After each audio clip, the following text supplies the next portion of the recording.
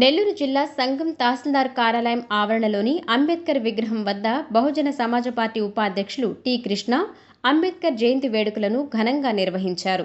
ఈ సందర్భంగా అంబేద్కర్ విగ్రహానికి పూలమాలలు వేసి నివాళులు అర్పించారు. అనంతరం అంబేద్కర్కు ఘనంగా జోహార్లు తెలిపారు. ప్రతి ఒక్కరూ అంబేద్కర్ ఆశయాలను కొనసాగించాలని కోరారు. ఈ కార్యక్రమంలో దళిత సంఘం నాయకులు పాల్గొన్నారు. बाबा साहब अंबेडकर जय बीएसपी जय बीएसपी వదిలాలి బహుజన సమాజ్ పార్టీ భూమి మీద హక్కులు కల్పించి జీవరాశులకు హక్కులు కల్పించి అటువంటి మహోన్నత వ్యక్తి బాబాసాహెబ్ అంబేద్కర్ ఆయన తన నలుగురు బిడ్డలని తన భార్యని చంపుకొని ఈ రాజ్యాంగం రాశాడంటే చాలా గొప్ప వ్యక్తి.